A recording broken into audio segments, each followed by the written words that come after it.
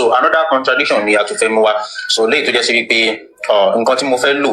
so verse méjì la fẹ́ kà fáwọn èèyàn wa so kọ́ lè rí wípé Quran contradict ara wọn bẹ́ẹ̀ dẹ̀ rí Quran ni the same Quran ló ń sọ wípé afala yatadabbaruna al-Quran ṣé wọn wòye sí Quran ni law kana min 'indi ghayri Allah báyìí sí pé àtọ̀dọ̀ ẹni tí ò ń ṣe ọ̀dọ̀ Allah ló ti wá ní lawajadu fihi ikhtilafan kathira so ẹ bá rí pé ìyapa máa kọ́ bẹ́ẹ̀ gan wọ́n máa contradict ara wọn so wọn la fi wá wò alágbàgbọ́ fúnra rẹ̀ ló challenge wa pé ká lọ sínú Quran kí á lọ wò pé bóyá contradiction wà bẹ́ẹ̀ tàbọ̀dọ̀ tó takò ra wọn so here ẹ̀yin yẹn wa náà lè máa bá wa George understand sábà máa kà sí yín létí ẹ máa bá wa George pé ṣe contradiction ni tàbí kò ń ṣe contradiction so now so Quran 2 verse 29 yìí sọ pé walladhi khalaqa lakum ma fil ardi jami'a àwọn ló dá gbogbo nǹkan tó wà ní orílẹ̀ pátápátá thumma stawa ila as-sama' lẹ́yìn náà wá gbèrò dídá sánmà fasawwahunna sab'a samawati wá dá ní méjì ó ṣe sánmà ní méjì wa huwa bi kulli shay'in alim phrase tó parí ẹ̀yẹn ni mo fẹ́ lò wa huwa bi kulli shay'in alim gbogbo nǹkan jẹ́ ló mà pátápátá wa huwa even tẹ́ bá wọnú translation tó wà níbẹ̀ ẹ máa rí wípé nǹkan tó wà bẹ́ẹ̀ náà nìyẹn so pé gbogbo nǹkan ni Allah mọ̀ pátápátá and this is clear so now Adeleke ẹ̀sùn lè fún wa ní àti gẹ́ẹ̀tì nǹkan tá a fẹ́ gẹ́ẹ̀tì fídíò ni pé Allah mọ̀ gbogbo nǹkan pátápátá so now ẹ jẹ́ ká lọ sínú Suratul Ma'idah so Suratul Ma'idah in Quran 5 àbí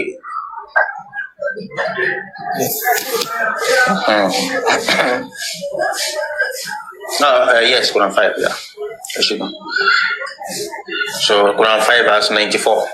Quran 5 verse 94 mo kí gbogbo wa ẹ káàárọ̀ ẹ káàsán ẹ kúrọ̀lẹ́ ẹ káalẹ́ o. ẹ káàbọ̀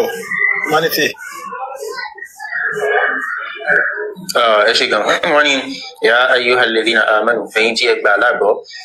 la yabluwannakumullahu bi shay'in minas sayd Allah máa fi àwọn nǹkan tẹ́ máa ń pa nǹkan ọdẹ àwọn ẹranko ọdẹ tẹ́ máa ń pa yẹn Allah máa fi dán yín wò tẹ́ pé àwọn ẹranko ọdẹ tó dé sí pé tanaluhu aydikum tẹ́ pé ẹ máa tètè rí wọn pa warimahukum àbí àwọn àtàwọn èyí tẹ́ tó máa ń ta ọfà pa náà méjèèjì Allah máa fi dán yín wò àwọn ẹranko tẹ́ máa ń pa láì ní stress àtàwọn èyí tẹ́ máa ń pa tẹ́ máa stress méjèèjì Allah máa fi dán yín wò pé kẹ́ má jẹ kẹ́ má débẹ̀ ìyẹn nígbà tẹ́ bá wà ní tẹ́ bá lọ sí hajj tẹ́ lọ sí gbogbo àwọn ẹbọ tẹ́ bá lọ máa ń ṣe ń bẹ̀ wọ́n ní kí ni reason tí Allah fi ṣe lè tó fi dán yín wò Allah dán yín wò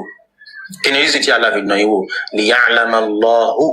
man yakhafuhu bil ghaib kálá lè mọ̀ kí Allah bá lè mọ̀ àwọn tí wọ́n bẹ̀rù ẹ̀ ní kọ̀ọ̀kan so ṣe contradiction ilé ẹ̀yìn wa àwọn tí wọ́n bá láǹfààní àti gbọ́ wa tàbí kì í ṣe contradiction bí àwọn lè bá wa sọ ní comment section kó tó bá a dá sí lọ́dọ̀ tèmi contradiction tó clear ni Allah claim níbi tá a kálẹ̀ kan ní Suratul Baqarah verse 29 pé òun nímọ̀ nípa gbogbo nǹkan so ẹni tó nímọ̀ nípa gbogbo nǹkan kò ní test ẹnìkan kó lè bá a mọ̀ because ẹni tó bá test yẹn kó lè bá a mọ̀ nǹkan kan kò nímọ̀ nípa nǹkan yẹn náà ni so wáyé sí pé kò ń ṣe gbogbo nǹkan ni Allah mọ̀ so some things wà tó jẹ́ sí wípé ó gbọ́dọ̀ test àwọn èèyàn so that kó lè mọ̀ wípé bóyá wọn máa ṣe nǹkan báyìí so ó túmọ̀ sí pé kò mọ̀ gbogbo nǹkan àáfà tó bá tún fẹ́ gbé gẹ̀ sí eléyìí náà ó lè wá ṣàlàyé fún àwọn èèyàn so nígbà tá a ti kà tó clear ṣé ẹ mọ̀ pé a ti kà báyìí sí bóyá Adeleke ẹ tún lè ka English ẹ̀ fáwọn èèyàn náà so English méjèèjì tá a gbé wálẹ̀ kan yẹn ẹ ṣeun sá. ẹ jẹ́ kí wọ́n ka English tá a kọ́ yẹ ẹ lè gbé ṣítù wọlé padà bótòbótò ló máa sọ ní tiẹ̀ Quran 2 verse 29 only he is the one who created everything in the earth for you.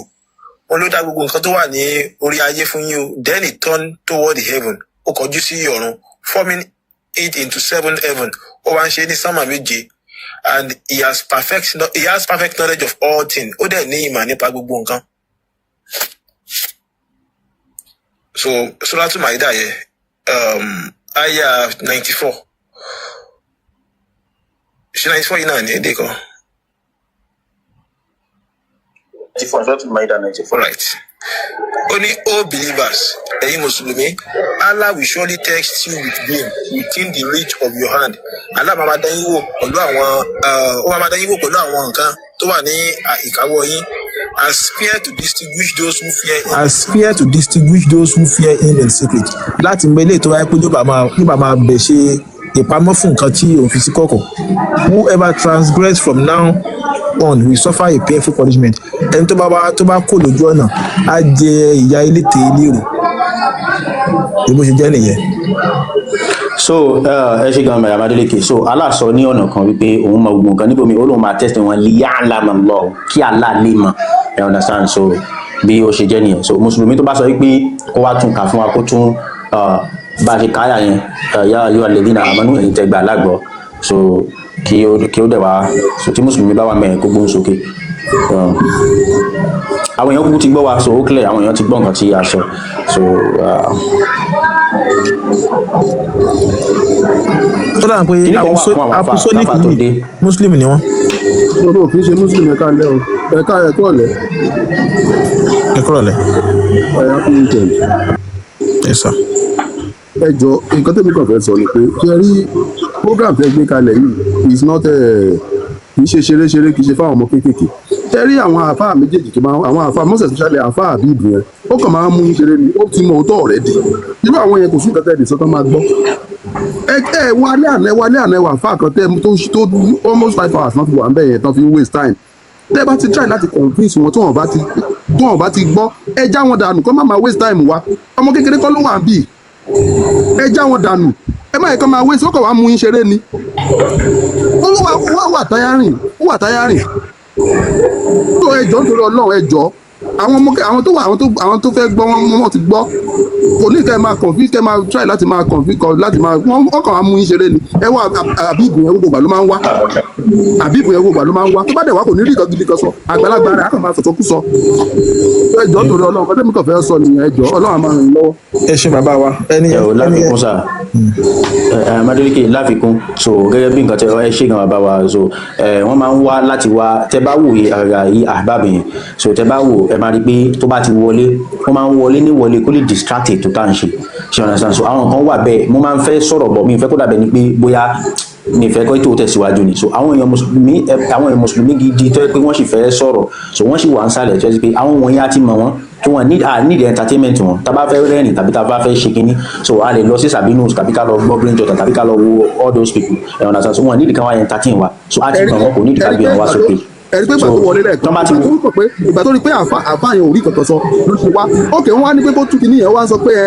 ó tún wá ń béèrè lọ́wọ́ àfáà yẹn pé ó fẹ́ gbọ́ tẹnu àfáà yẹn kó wá ní. exactly irú èèyàn wo nìyẹn tó kàn dàgbà tí ò lọ́pọlọ tó bá ń sọ̀rọ̀ sí wọn so wọ́n kàn fẹ́ dàrú ni distraction lásán ni ẹ ṣeun àyà Amadolike ẹlẹ tẹsíwájú. tó bá fẹ́ ṣe justice tó yẹ kó máa béèrè lọ́wọ́ àfáà yẹn pé kí ni àfáà yẹn ti kọ́kọ́ sọ tó yẹ kó fẹ́ gbọ́ tẹnu ẹ̀ àwọn èèyàn wọn lọ́pọlọ kò sọ́pọlọ kankan lórí wọn ẹ má máa láwọ wọn kàn wá ń distract wa wọ́n dẹ̀ ń waste time wa. kò sí wàhálà. ṣé gbogbo àwọn tó wà sọmọ kékeré làwọn táwọn bí iná àbáwá jẹ ọlọpọlọ kúkú bí tiwọn ni ẹjọ ẹ má máa gbàrú èèyàn bẹ́ẹ̀ láì tó ẹ blọọkì ẹ kó má wà mọ́. kò sí wàhálà. ẹ blọọkì ẹ. ẹ ṣeun adúpẹ́ àti gbọ́ kò sí wàhálà. Ṣítù àǹfà Ṣítù. mo lọ mọ́sìkì ẹ ti waste time náà mo fẹ́ lọ kírun. ó dàbọ̀.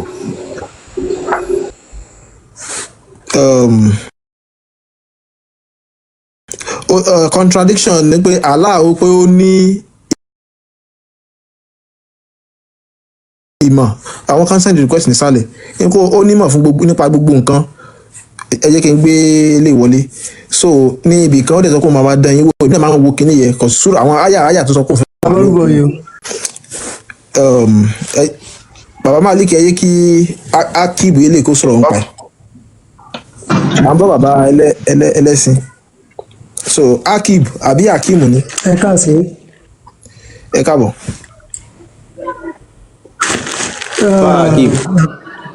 àfa Akib kan náà ń sọ̀rọ̀ o àfa Akib ò tí sọ̀rọ̀ àwọn kan náà tan máìkì. ok bàbá ẹlẹ́sìn wọ́n ní kẹ́ sọ̀rọ̀ àbí. ẹ yé kí bàbá ẹlẹ́sìn sọ̀rọ̀ nípa ẹ̀. àbọ̀gbọ̀ yìí. nípa àtọ́ àgbàdo yẹn. mo kí olóòtú ètò yìí sẹ́rí orúkọ mi ní Abdulateef gbogbo ayé mọ̀ mí ní ẹlẹ́sìn so sẹ́rí ètò yìí ó ṣe oore tó pọ̀ fún mi gidi gan ní èyí tó pọ̀ nígbà tí mo wà ní ilé kéwú mo jẹ́ ìdàgbà tó jìyà gan nípa kéwú gidi gan tó jìyà gan ní mo kéwú bọ̀ ó ní ìyà oríṣiríṣi látàrí pé kí n lè mọ̀ ó wá yá tó yẹ pé mo wà nínú àwọn tó yẹ pé mo ta ko Christian gan tí mo bá Christian fà wàhálà ní abẹ́lẹ̀ ni o pé tábà ń wá kádìpù tábà ń ṣe gbogbo ẹ̀ ó wá díjọ́ kan mo kàn ṣò lọ ní YouTube mo wá pàdé Talọ́lọ́hun wá ṣe program so bí tí wọ́n gbọ́ program yẹn mo ń ṣépè lé Talọ́lọ́hun pé èèyàn sì lè máa sọ báyìí sí ànábì ó sì lè máa sọ báyìí sọ́lọ́ nǹkan kan ìgbà wo ẹ pé ẹ̀rù ń bà mí gan láti máa gbọ́ pé bí ṣe ń gbọ́ yìí mo ti ń dẹ́ṣẹ̀ mo ti ń ṣe kinní kan mo ti ń ṣe gbá mo ti ń sà o God so good mo wá ń go through àbọ̀ ọ̀sísẹ́ mo wá ń go through gbogbo àwọn nǹkan tí ta lọ́lọ́run sọ yẹn ẹ wo wá dàgbà téèyàn fọwọ́ bòyàn lójú tó wá sí káàgbójú èèyàn ẹ wo ìwòsàn gan orúkọ mi ní àdìrẹ́tìfù yẹn mo ti disagree for everybody pé kó mọ́ pè níbẹ̀ mọ́ ẹlẹ́sìn gan tí mo sọ àmì ní nickname pé mo ní kí àwọn èèyàn pè mí. sẹ́rí oore ni kí yìí o wàhálà òrùka èmi tí mo bá yín sọ̀rọ̀ mo ṣe òlímọ̀ o oore ni o ní tẹ́ǹsì yìí lágbó ọlọ́ọ̀bọ̀ lójú òní yóò tún máa ṣe àlékún rẹ̀ ilé yàtọ̀ náà yín kò ní bàjẹ́ mo wábì láti wá dúpẹ́ fún everybody ms bàbá olówó èkó àkàbí ọlọ́ba gbogbo yín pátá àti ta lọ́lọ́run lágbó ọlọ́run ilé yàtọ̀ náà yín ò ní dàrú ẹ dákun ẹ bá tẹ̀síwájú sẹ́yìn gbogbo wọn ti mọ̀ wọ́n ti mú tọ́ wọn ò ní jẹ́wọ́ ni gbogbo wọn pátá wọ́n ti mọ̀ òótọ́ wọn ò ní jẹ́wọ́ ni àwọn pẹ̀lú ògo ọlọ́run ìgbà àníta bá ń sọ láàrin àwọn abáyé tí ń bá wọn fà báyìí wọn fẹ́ máa ń wò ìgbà tó ẹgbẹ́ níta ayé rẹ ti bàjẹ́ bẹ́ẹ̀ sì ni ayé mi ò bàjẹ́ wọn tún tuntun sí ni so ògbà ìfọ̀kànbalẹ̀ wà. ẹ ṣe bàbá scam ni o scam ni ẹ̀sìn yìí. so ẹ ti kó àwọn ọmọ yín kò lè kéwú jẹ́ ká àwọn ọmọ yín náà kò lè kéwú. ọmọ mi ò tẹ̀lé kéwú n fẹ́ mọ̀ kò lè kéwú o. ó ti tán. ọmọ mi ò ní kéwú kankan tí ó kéé. ó dà ẹ ṣe bàbá. kéwú kankan ẹ̀sìn kan ẹ̀dá kan ẹ̀ bá kọ́ tẹ̀ mi ò mọ bí ṣe kọ́ tẹ̀. all right baba long pẹ̀lú yín báyìí ẹgbọ́n sókè. so àbọ̀rúbọ̀ yìí o ṣe rí mi tí mo bá ń sọ̀rọ̀ yìí ọmọ Yorùbá pọ́nbélé ni mí and originally wọ́n bí mi sínú ẹ̀sìn Islam ni bàbá mi mùsùlùmí ni ó gba ẹ̀sìn gẹ́gẹ́ pé ìgbà tí mo wá kékeré mo lọ lé kéwú normally mo stubborn ni mo ṣe wòlímọ̀ but pípé mi wá ṣe wòlímọ̀ yẹn náà yẹn náà wà tún sọ fún mi pé kí n tún wá fi Islam náà mo tún ṣe wá ń ṣe Islam not until let's say about 5 years ago kò tẹ́ kí n ṣe orí ọ̀rọ̀ Islam nìkan but torí wípé ó jẹ́ pé Islam nìkan ni the only foreign religion tí à ń treat lórí platform yìí ó ti yé yín me I'm against all religion that is me should I call myself an agnostic atheist or what I am against all religion but then mo wá tún bí mo wà lórí platform yìí tí a ti tó bí wọ́n mọ̀ tí mo ti jọba mo ti repost pa mo ti máa ń gba ìjọ ìdìmọ̀ bá ẹni live so ìgbà tí mo wá study àwọn kọ́tẹ́ tó wá ń sọ nípa Islam because tí mo ṣe hate gbogbo religion yẹn náà sorry kò yẹ ká máa sọ wọ́ọ̀dì yẹn but tí mo ṣe kórìíra Islam gbogbo religion yẹn mo sì máa ń prefer Islam tẹ́lẹ̀ sí àwọn ẹ̀sìn tó kù because mo máa ń wo àwọn kankan later nígbà tí mo wá jọ platform ṣe wá pé Islam gan tún wá worst ju other religions in the sense that Islam is violent because many things that I've seen here the violence is just too much. The violence is just too much. And I can see what is going on in the north now. And that thing, if care is not taken, it is going to happen here.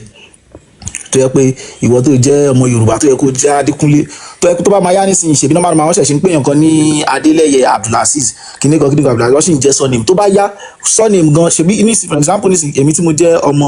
mo lè ní ẹlòmíì lè gbẹ̀sì sórí tó máa sọ pé òun ò tẹ̀wá jẹ́ surname bàbá òun yẹn mọ̀ pé fáṣe kìíní kan ni ibi tó ti fẹ̀sìn yẹn bá yà àwọn èèyàn jẹ́ pé àwọn ò tẹ̀wá jẹ́ fáṣe kìíní kan mọ́ o Abdulaziz òun náà máa sọ orúkọ tiẹ̀ gẹ́gẹ́ tó fi súná yẹn a wá fi sọ surname ẹ̀ débi pé ọmọ ẹ̀ tó bá ti wá fún ní súná bí orúkọ ìdílé ẹ̀yẹ gọ́gọ́ orúkọ yẹn ṣe parun láti bẹ̀yẹn nìyẹn. And that I don't think that is happening with the Christians. I'm not supporting them also. I'm not with any of them. But Christians are not stealing our identities. I think they are just stealing money. But these Islamic people, they steal identity, they steal money, and they are grabbing our land. And as in, they just want to erase us from the face of the earth. Which is the reason why I love this platform. I love this program. MS Baba, God continue to bless you. And Olóyèkó, ẹ̀gbọ́n yẹn máa ń gbádùn ẹ̀gbọ́n yẹn sì máa tọ́yìn máa ń wáyé àwọn aláìmọ̀kànmọ̀kàn àwọn ọmọ ẹrú lárúbáwá yẹn tó bá ti wá sọ rọ́bìṣì bíbẹ̀ máa ń láìkì bí Olóyèkó yẹn bọ́yẹ̀ máa ń wáyé náà tọ́yìn máa ń ga tán wọ̀nyẹn sókè yẹn. àti ìhùmà aláwọ̀ ìfẹ́ náà mo like mọ́mí ẹ̀ gan lágbára Ọlọ́run Elédùmarè yà wá pẹ̀lú yín o lágbára Ọlọ́run. ó lè béèrè nǹkan lọ́wọ́ ẹni tí ó sọ ọ̀rọ̀ tán yẹn má bínú bàbá mi. pẹ̀lú yẹn sọ̀rọ̀ mọ́ pẹ̀lú yín. ọ̀rẹ́ bàbá ṣé ẹ believe pé Ọlọ́run wà? Do you believe that God exists? mo believe pé ẹlẹ́dàá wà ẹlẹ́dàá ló dá mi ò believe pé bóyá. ẹ believe pé supreme being kan wà níbì kan tó dá gbogbo wa, right? bẹ́ẹ̀ni. Then you are not an atheist. You are a theist but not a religious person. Okay. maybe you can call yourself a believer. But Just a but believer. let me say this. Let me say this. I stand to be corrected. Mo tún ṣì ń wá ìmọ̀ kó mọ̀ sí débi wípé mi ò wà fully 100% in that belief wípé there is a supreme being somewhere. If I can get somebody to Mo ti káwọ́ sókè gbà yẹn o. if I can get somebody to truly convince me tí ohun tó mú mi ohun gbogbo àwọn nǹkan tí mo rí àwọn evidences tí mo rí tí mo fi sọ pé religion is a scam and all of that. I believe that tí n bá rí nǹkan tí ó lè convince mi tí mo dẹ̀ pé kí ni real I am gone. But are you for you? Adeleke, Yeah. wọ́n ti sọ̀rọ̀ lórí contradictions eléyà rẹ̀. Òun náà la fẹ́ tẹ̀síwájú báyìí. Bàbá wa lè kẹjá tẹ̀síwájú lórí àwọn ká máa mú jáde. Rafa tí wọ́n máa ṣàlàyé fún un. So ìyẹn jẹ́ méjì. So bóyá ká tún mú mi wá.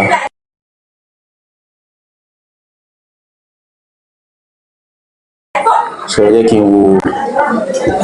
verse ìyàwó. So ó ní wa in khiftum, so Suratul Nisa nìyẹn, Suratul Nisa verse 3. Suratul Nisa yẹn is Quran 4 verse 3. So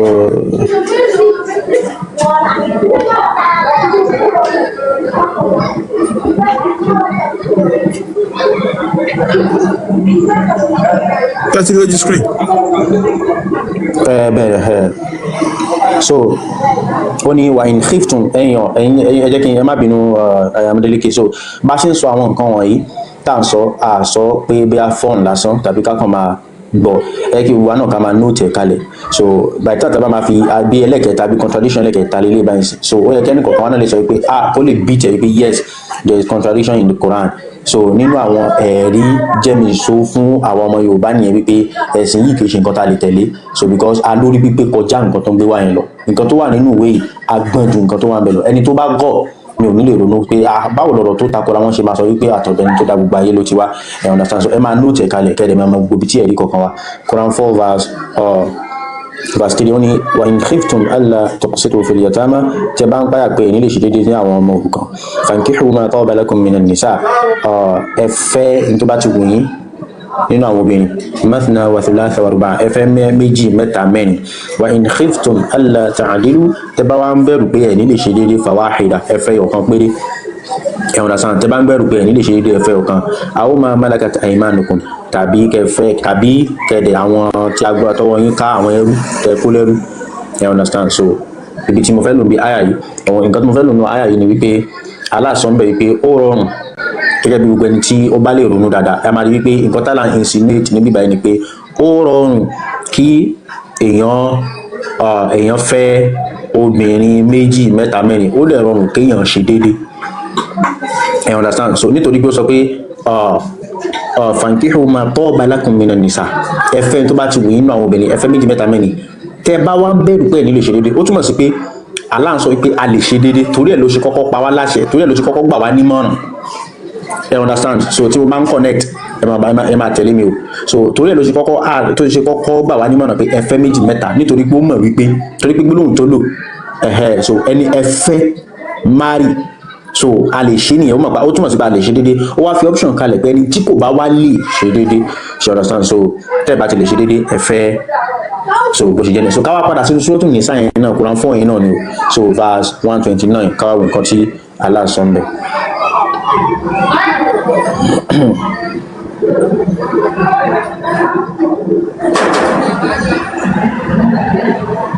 Ó ní walan tastati'u an ta'dilu bayna an-nisa walau harastum. Ó ní ẹ lè ṣe déédéé, ẹ lágbára láyé láti ṣe déédéé láàrin àwọn obìnrin o, kódà kẹ́ ẹ fẹ́ ṣe déédéé. Walan tastati'u an ta'dilu bayna an-nisa walau harastum, ẹ lè ṣe déédéé láàrin wọn. So this is contradiction. Mi ìmọ̀ bóyá èmi nìkan ni mo rí ní contradiction ní tàbí àwọn èèyàn tó ń gbọ́ mi náà, I understand the contradiction ni. So níbi tí àkọ́kọ́ yẹn ní verse 3 nínú the same surah, ó sọ bẹ́ẹ̀ wípé ẹ fẹ́, ó gbà wá nímọ̀ràn pé ẹ fẹ́ méjì, ẹ fẹ́ mẹ́ta, ẹ fẹ́ mẹ́rin. So ó gbà wá mọ̀ràn, so ìyẹn tá a bá lè ṣe déédéé. So ó túmọ̀ sí pé Allah mọ̀ pé a lè ṣe déédéé, like ó ń fi hàn nílẹ̀ pé a lè ṣe déédéé. Allah believe pé a lè ṣe déédéé. You understand. So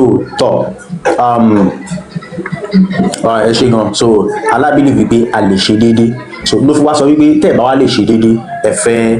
ẹ fẹ́ yọ̀kan ṣe understand ó clear bàjẹ́ ẹ fẹ́ méjì fẹ́ mẹ́ta ẹ understand lẹ́yìn ìgbà tó sọ yẹn tán wá ní tẹ́ ẹ̀ bá wá lè ṣe déédéé ẹ fẹ́ yọ̀kan so ó túmọ̀ sí pé tẹ́ ẹ bá lè ṣe déédéé nìyẹn ṣe understand so tó túmọ̀ sí pé according to Islam a lè gbà wípé a lè fẹ́ yàwó méjì fẹ́ mẹ́ta dèní wọ́n sì ń fẹ́ yàwó méjì wọ́n sì ń fẹ́ mẹ́ta ṣe understand so Muhammadu gan kọ́ fúnra rẹ̀ ṣe get my so aláǹsọ bíbá yìí pé ó rọrùn ká ṣe déédéé òun fúnra rẹ̀ ló dẹ̀ tún sọ nínú the same surah wípé kò rọrùn kọkùnrin ṣe déédéé òun fúnra rẹ̀ náà ló tún sọ bẹ́ẹ̀ pé ó rọrùn òun ló ń sọ pé ó rọrùn bẹ́ẹ̀ yẹn ó dẹ̀ sọ bíbá yìí pé kò rọrùn so this is another thing tí àwọn èèyàn wa gbọdọ̀ mọ̀ nípa Quran so tá bá tún fẹ́ rí àfáà mi náà tó tún fẹ́ sọ̀rọ̀ níbí bá ó tún lè gbóhùn sókè so contradiction ti pọ̀ jù nínú Quran a lè sọ tán contradiction pọ̀ gan mi ò mọ̀ ṣe rí mo máa ń sọ̀rọ̀ kan èèyàn mi ẹ tún gbọ́ mi léni o ṣe rí problem tí àwọn àfáà yìí ní ẹ̀ẹ́dẹ̀ máa rí lára wọn tí wọ́n máa ń wá ìyàtọ̀ wà nínú Amadélékè mo ti ka nǹkan yẹn tán o so ìyàtọ̀ wà. àfáà kan ti fẹ́ wá já yín o. mi gbọ́. àfáà kan ti Adéwálé ti fẹ́ wá já yín o. ok. ẹ lè pè. so kàn máa bọ̀ so ọ̀rọ̀ tí mi sọ lọ bóyá kí n parí ọ̀rọ̀ mi so nǹkan tí mo sọ ni pé wọ́n ti láti sọ́kàn wípé ṣọ́ ti dé ni.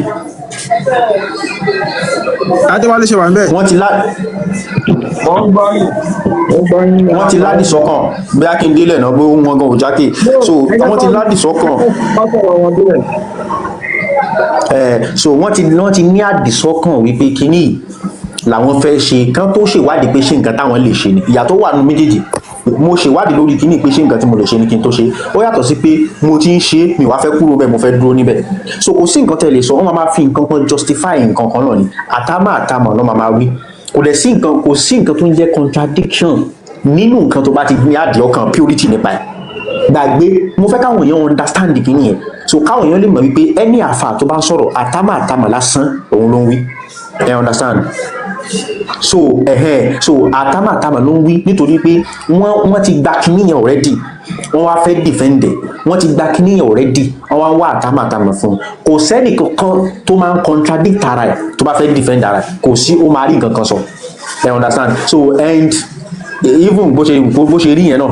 a sì tún rí inú Quran tó yẹ sí pé ó hàn gbàgàdàgbàdà tán tẹ̀lé contradict tán tẹ̀lé defend ẹ understand so àfáà tẹ̀síwájú mo kàn sọ àlàyé yẹn ráńpẹ́ ní káwọn ẹlẹ́mì náà so báwọn mùsùlùmí ṣe máa ń ṣe nìyẹn ẹ understand so ẹ ṣe gan so ẹ lè sọ̀rọ̀ báyìí sí àfáà. tẹ́rí ọ̀rọ̀ ẹ̀mú kí gbogbo ilé náà láàkọ́kọ́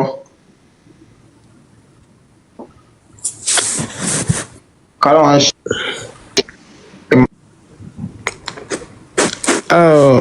àfáà ẹ bọ́ síbi tí kí nẹ́tíwọ́ọ̀kì yìí ti dá.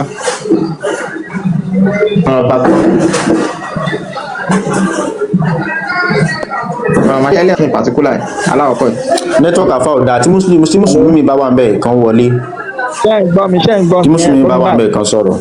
Nẹ́tíwọ́ọ̀kì yìí ò dáa ni. Ayẹ̀ṣẹ̀ ń gbọ́ yín báyìí.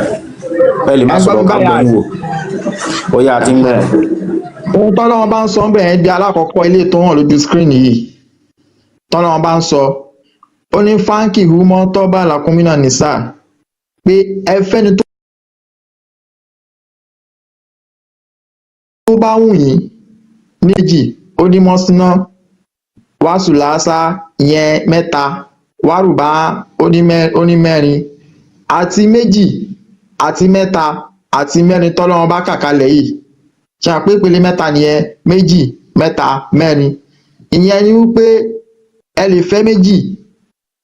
ìyẹn nípa ẹ lè fẹ́ ju ọ̀kan lọ méjì mẹ́ta mẹ́rin ẹ lè fẹ́ bẹ́ẹ̀ tẹ́ bá ní agbára méjì mẹ́ta mẹ́rin yẹn nípasẹ̀ wípé ẹ ní agbára àti fẹ́ wọn ṣé ń gbọ́ mi. ní agbára àti fẹ́ wọn ni tàbí ẹ lè ṣe déédéé. ààrẹ náà ní tẹ́ ẹ bá lè ṣe déédéé ní ìtumọ̀ ẹ̀ ní no ẹ tú ibi tá a ti máa ń bẹ̀rẹ̀ rèé o ṣé nǹkan tó ń sọ ń bẹ̀ ni pé tẹ́ ẹ bá wá lágbára àti lè fẹ́ méjì mẹ́ta ẹ fẹ́ ọ̀kan ṣé nǹkan tó wà ń bẹ̀ nìyẹn tàbí tẹ́ ẹ bá lè ṣe déédéé tí wọn ẹ lè fẹ́ méjì mẹ́ta. ẹ ṣe sùúrù tí wọn lè ṣe déédéé tẹ ẹ bá lè ṣe ya déédéé. báyìí ní kí ẹ ṣe sọ ẹ tẹ̀síwájú ẹ ṣeun. Okay. ẹ̀dẹ̀ Tí ẹ afa wá bẹ̀rẹ̀ Allah ni kì í kájọ ṣọlọ́run bẹ́ẹ̀ ẹ ti gbọ́ gbọ́ yé kámọ́rọ̀ nìyẹn. máa gún ẹ̀ lè máa bọ́rọ̀ lọ ẹ ṣáà mọ̀ wípé Allah ni kò ń ṣọlọ́run Allah ló ń sọ̀rọ̀ nù Quran ẹ tẹ̀síwájú. Tẹ ẹ bá lè ṣe déédéé láàrin kẹfẹ́ méjì mẹ́ta mẹ́rin yẹn ọlọ́run bá dá padà sórí wípé fàwa hídàtán àmọ́ mọ́làkátì àìmọ̀nùkùn pé lẹ́yìn ìgbà náà àti wípé ọkàn ta tún ní kẹfẹ́ yẹn náà tó tún bá já sí wípé bóyá ó ju agbára yín lọ ẹ lọ fẹ́ náà àwọn tí ẹ bá ní ìkápá lórí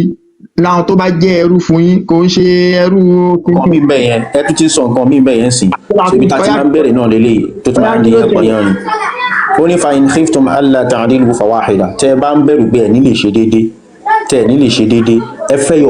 fẹ́ yọ̀kan aw ma malakat aymanukum tàbí kẹ ẹ mú àwọn tó ń jẹ́ ẹrú yín kẹ máa bá wọn ṣe. So that is it now. ṣé mo fẹ́ gbọ́ irú ṣíṣe wo lẹ́ ń tọ́ka sí níbẹ̀ mi gbọ́. irú torí Yorùbá ní ìgbàgbọ́ yìí o ẹ sọ pé kọ́ máa bá wọn ṣe àwọn tó bá jẹ́ ẹrú wọn. àwọn tó bá jẹ́ nínú Islam àwọn tó bá jẹ́ ẹrú ẹ lè bá wọn ṣe láì san sàdáàkì láì fẹ́ wọn ní iṣu lọ́kà. ok kò sí rọ́ńbẹ̀ ayé ìgbà tí wọ́n ń lo ìdá táwọn ẹrú tán ṣe ń lo kí nígbà tó ń fi ayé ìsinmi lẹ́ sọ̀rọ̀ mi yìí ayé ìgbà yẹn nìyẹn. ọ̀rọ̀ àfa ẹ ṣe sùúrù ẹ má bínú ọ̀rọ̀ tó wà nílẹ̀ ṣe tá bá sọ̀rọ̀ contradiction ọ̀rọ̀ ayé ìjọhún tàbí ayé ìsìn ìkọ́ o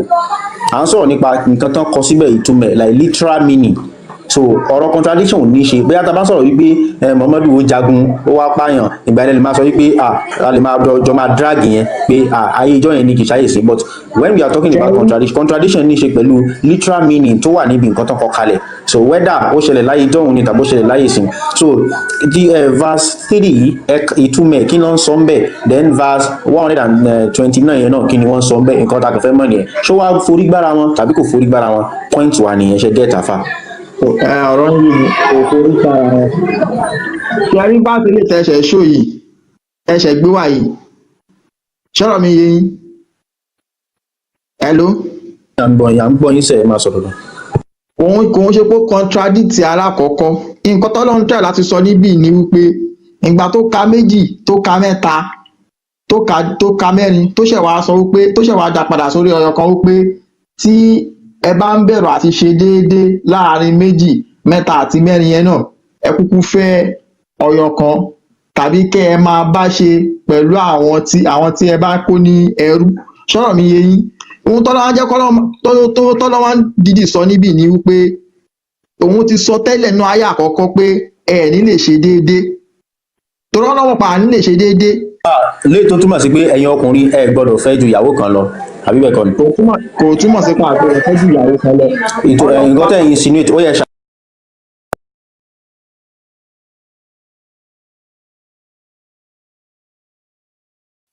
torí ọlọ́wọ́ pa ní lè ṣe déédéé. léyìí tó túmọ̀ sí pé ẹ̀yin ọkùnrin ẹ gbọ́dọ̀ fẹ́ ju ìyàwó kan lọ àbí bẹ́ẹ̀ kọ́ ni. kò túmọ̀ sí pé àgbẹ̀rẹ̀ fẹ́ ju ìyàwó kan lọ. nǹkan tẹ̀ insinuate ó yẹ ṣá. àlàyé ẹ̀kọ́ yé no ẹ ṣe sùúrù ṣe pé ìbẹ́ ṣe ń sọ̀rọ̀ mò ń fọ́lọ̀ yín gan mo dẹ̀ gbọ́ yín dáadáa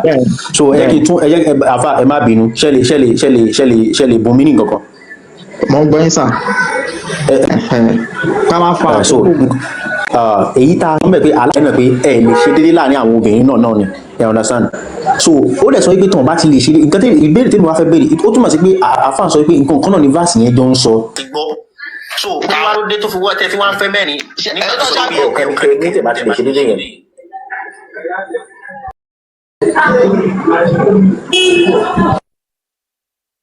àfa ò lè defend kìíní bóyá tí mo sọ bóyá network ò dẹ̀ da so bóyá ká má sọ bẹ́ẹ̀ but network ò da even tó má fẹ́ defend ẹ̀ gbọ́ wọn network ò bóyá káfà mi tó má fẹ́ defend ẹ̀ kan wọlé so ẹ jẹ́ káfà mi kan wọlé ẹ̀jọ̀ tí network wọn bá da à ń gbọ́ yín báyìí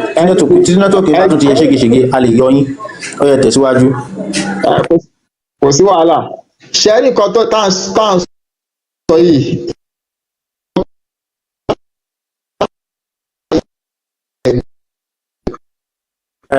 Amadeleke àbí àwọn moderator ẹ lè já wọn kán gbá fami wọlé tó bá wà ń bẹ network wọn dá máa waste time wa so wọn wà ń bẹ.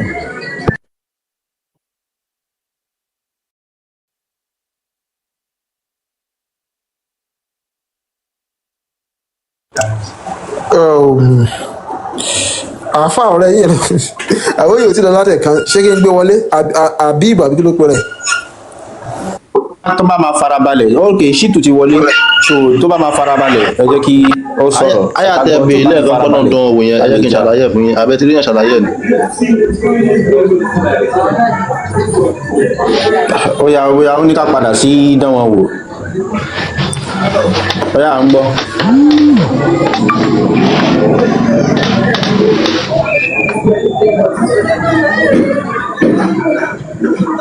ó yá à ń gbọ́ àbí so kó tó di pé àfọwọ́dé nǹkan tá à ń sọ ni pé nínú àfáàfẹ́ dá wa padà sí ìyẹn gàgà ìṣètò ayàtẹ̀ ní pé ọlọ́dún òun yẹn àti kọ́dà kan tètè sọ̀rọ̀ mo ti ń sọ̀rọ̀ lẹ́ṣẹ̀ sùúrù náà ẹ̀dá kẹ́ ṣe sùúrù náà so wọ́n fẹ́ dá wa padà sí wípé Allah nímọ̀ nípa gbogbo nǹkan Allah dẹ̀ ti sọ pé òun test àwọn kan níbì kan kóun lè mọ̀ àti ṣàlàyé lé rẹ̀ tán náà. wọ́n fẹ́ bá wa so iṣẹ́ yẹn ni à ń sọ ni àbí ewu tún láti ṣàlàyé ìsìn ẹ tún dìde ṣe bí nǹkan tẹ́ fẹ́ sọ pé ẹ fẹ́ padà sí nìyẹn right iṣu gangan lẹ fẹ́ padà sí ṣe bí tọrọ ti ìmọ̀ ni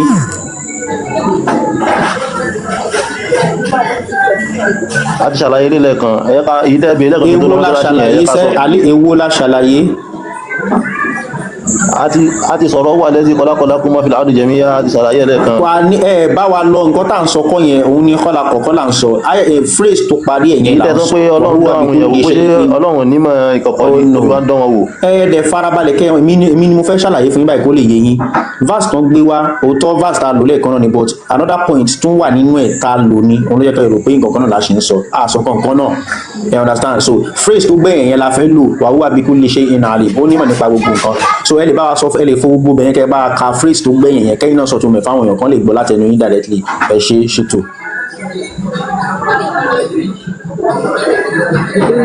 ẹ tún ti bọ́ta orí abala bòmú báyìí.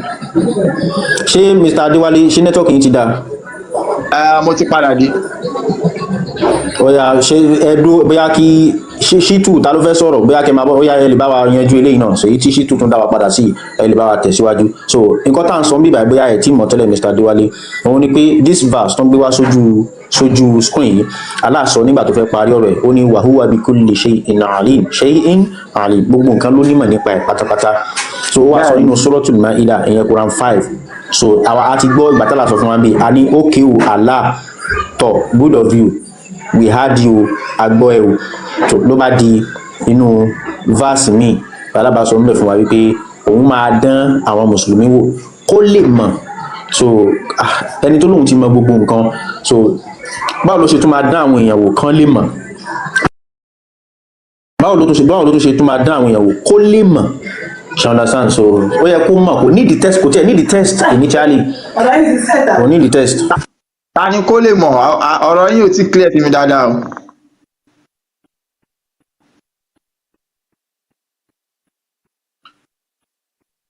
irú nẹ́tíwọ́ọ̀kì yìí rí báyìí. wọ́n ṣe aláfẹ́ tẹ́sí ìgbìmọ̀ kó lè mọ̀. àlùkò báyìí àti lìyá lámọ̀ tó wà ń bẹ̀ yẹn ọ̀tọ̀ ìkọ́kọ́ ń tú láàmù tó wà níbi yá láàmù yẹn láàmù kìíní. ẹ̀yẹ́ bá wa tú last phrase. ṣé láàmù náà yíyà ni. ó ní láàmù náà yíyà ṣé láàmù tó wà mẹ́jọ ẹtì rẹ nìkan àwọn kan jẹ́ sí wọ́n béèrè béèrè lọ́wọ́ yìí ni pé tá a bá fà á àwọn èèyàn lè gbọ́ wáyé so kò ní necessary kákan máa fà á so everybody mọ̀ yìí pé ọ̀pọ̀lọpọ̀ àwọn àfáà tán wá bíbá ìmọ̀ wọn ò tó nǹkan so ó kàn jẹ́ sí pé tá a bá ń fa ọ̀rọ̀ Arabic àkọ́kọ́ kò kàn wá understand so sí láwọ̀ yìí nǹkan sọ ń bẹ̀ so kò sí nǹkan tá a fẹ́ fi kò ń ṣe mà lọ́dọ̀ tiwa so kò ń ṣe mà. farabalẹ̀ ẹ ṣe sùúrù jẹ́ni ayàtẹ̀tù yìí ọlọ́run onímọ̀ wá ń dáhùn ìyẹ̀wò ẹ lọ sínú Suratul Ankabut verse 2 ẹ gbé jáde ìdíṣẹ́ mi dánwò ọlọ́run sọ fún yín bẹ́ẹ̀.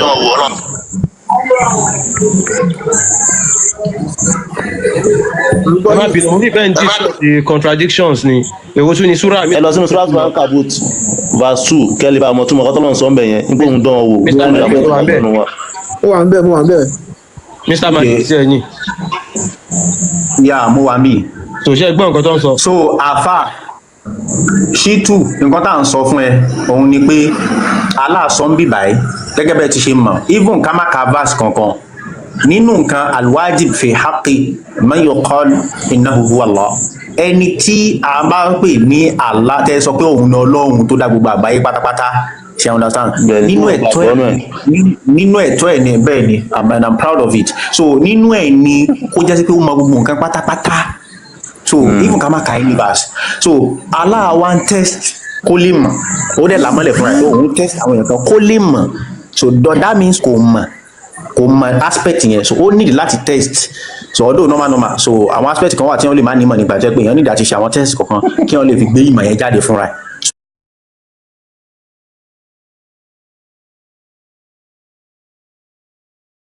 so àwọn normal lóòótọ́ gẹ́gẹ́ bí.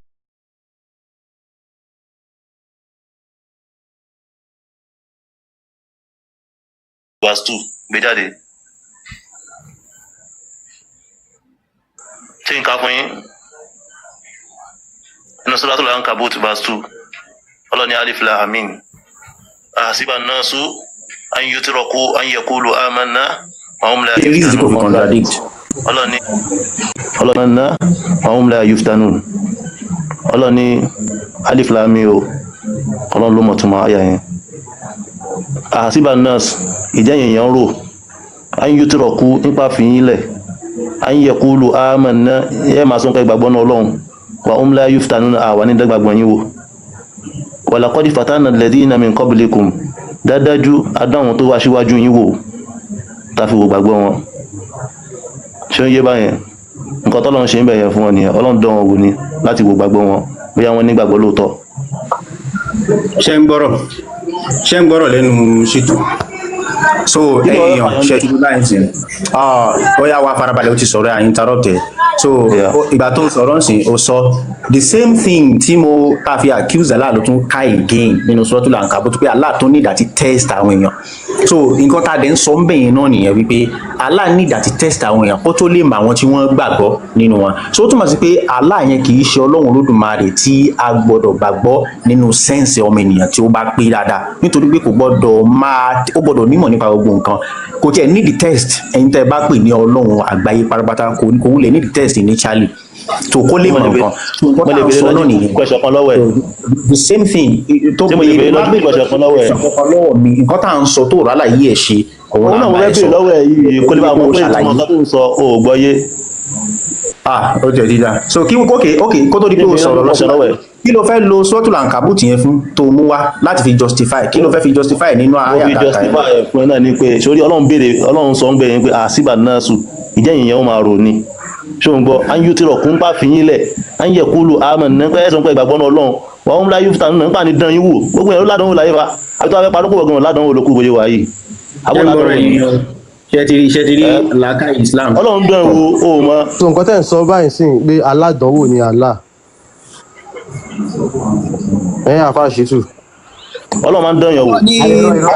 Allah yàtọ̀ sọ Ọlọ́run aládánwò ni Allah báyìí lọ́rọ̀ kan ṣá. Ọlọ́run ta làlá. Ọlọ́run yàtọ̀ sí. ẹ̀yin lẹ́yìn dàrú fúnra yín Ọlọ́run là ń pè lálá fún wa ẹni ọba Ọlọ́run yàtọ̀. nǹkan tí ẹ ò mọ̀ wá ṣàlàyé fún yín. kí ni ìtumọ̀ àdánwò. Allah náà fi wọ̀nyí ní Allah lẹ̀ ń wò. kí ni ìtumọ̀ àdánwò. aládánwò làlá báyìí. kí ni ìtumọ̀ àdánwò. wàhálà ó tó kó dányàn wò lóòótọ́ ẹ wàhálà. kí ni ìtumọ̀ àdánwò arákùnrin o mọ̀ tó gbọ́ Yorùbá ọmọ Yorùbá kí ni ìtumọ̀ àdánwò. àfáàṣìtù dámi lóhùn náà kí ni ìtumọ̀ àdánwò àdánwò tó bá náà dán yẹ̀ wò kí ni ìtumọ̀ ẹ̀. ẹ hold on kò yẹ ká tó ṣe ká máa fi máa mú tì í ṣé ẹ lè ṣàlàyé ẹ mọ̀ pé according to Islam nǹkan tó bá tó ń jẹ́ kádàrà tí àdéhùn fi díẹ̀ múlẹ̀ pé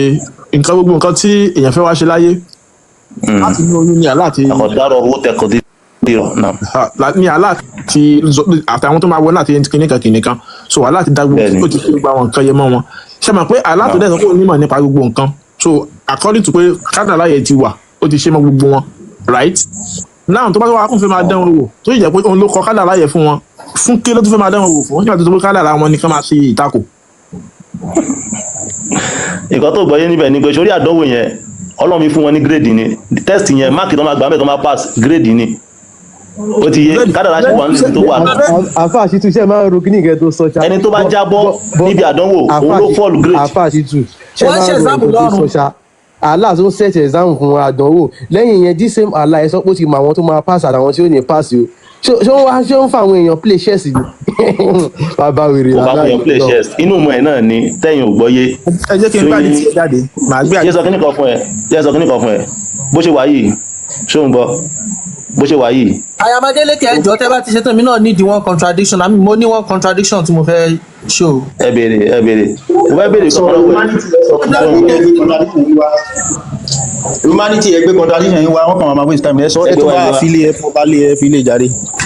ká tún gbádùn àlá ẹ ti understand àwọn ìwà àlá aládánwò. tẹ́lẹ̀ tún máa dánwò ṣá ẹ̀yìn ara bíbá rẹ̀. àwọn pípù yìí wọ́n mọ̀ pé àwọn èèyàn understand nǹkan tá à ń sọ a nídìí ká proof point pé bóyá ẹnìkan win àbẹ́nìkan win àwa ti sọ̀rọ̀ dárí àwa mọ̀ pé àwọn èèyàn ti gbọ́ nǹkan tá a sọ ó ti tán so nǹkan tá àwa mọ̀ pé nǹkan tá à ń sọ ń ṣiṣẹ́ ṣẹ́rí ẹ̀yìn ti sọ̀rọ̀ àwa ti sọ̀rọ̀ farabalẹ̀ àbá ẹ̀ fà á sórí a ti sọ̀rọ̀ àwọn èèyàn náà ìwọ ti sọ̀rọ̀ àwa náà ti sọ̀rọ̀ àwọn èèyàn ti gbọ́ nǹkan tá a sọ ẹ má wọrí ní tiẹ̀ so humanity ẹ tún gbé tiyín náà jáde kán tó gbọ́. mo ń bọ̀ ẹjọ́ mo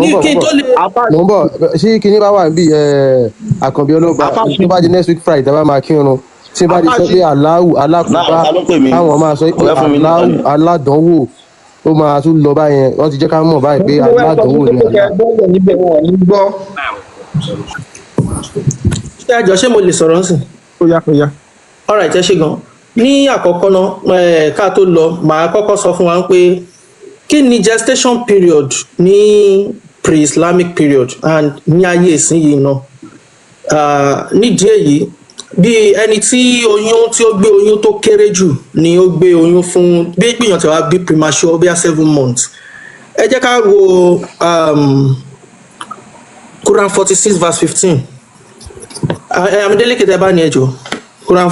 Quran 46 verse 15.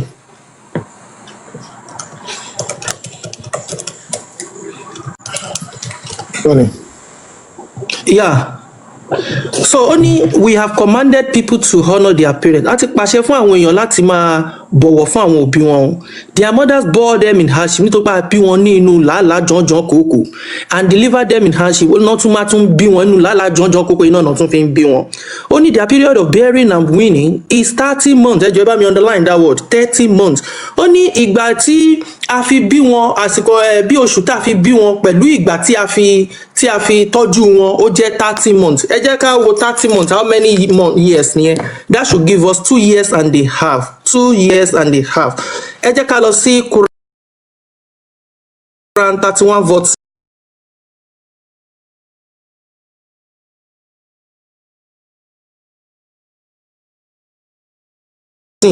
Quran 31:14.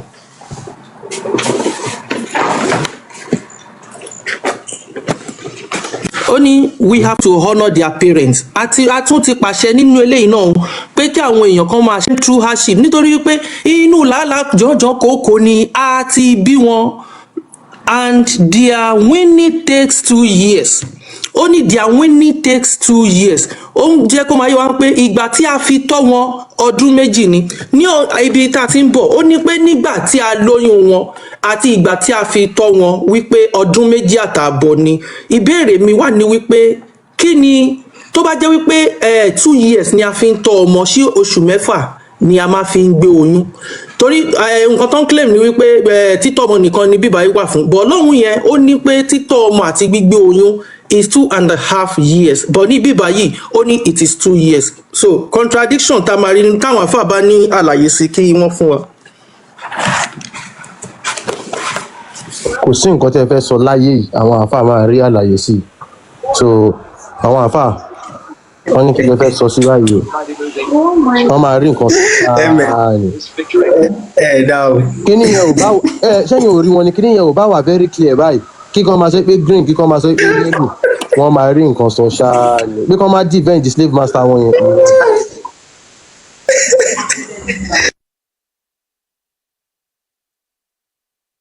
tradition bí omi nínú Quran bí omi ẹ lè ká tán ẹ máa kà á lọ ni báwo lẹ fẹ́ ṣe contradiction nínú Quran but ẹ má worry o according to Muslims Quran is the most perfect book kò sí ìjálá Allahu Akbar òun ló mọ́ jù òun ló dáa jù òun ló pé jù kò sí nǹkan tó ṣe kò ní contradiction with chest wọ́n máa fàyà sí pé àní kò sí nǹkan kan tó perfect tó Quran ṣe ó ga ó lágbára o. So bóyá àwọn àfáà ti dé àti mọ̀ so ẹ̀yin àfáà ẹ gbé ohùn sókè kí. àfáà Malik kò ń ṣàfáà mo kí gbogbo ilé ms ẹ jọ̀ọ́ nǹkan tí mo kàn fẹ́ wá sọ ni pé mo ti notice kó dà pé àwọn àfáà kan wà tí ò yẹ kí àwọn ms bàbá máa dá lóhùn ẹ kàn fi wọ́n lẹ̀ ẹ jẹ́ kó sọ nǹkan tó bá fẹ́ sọ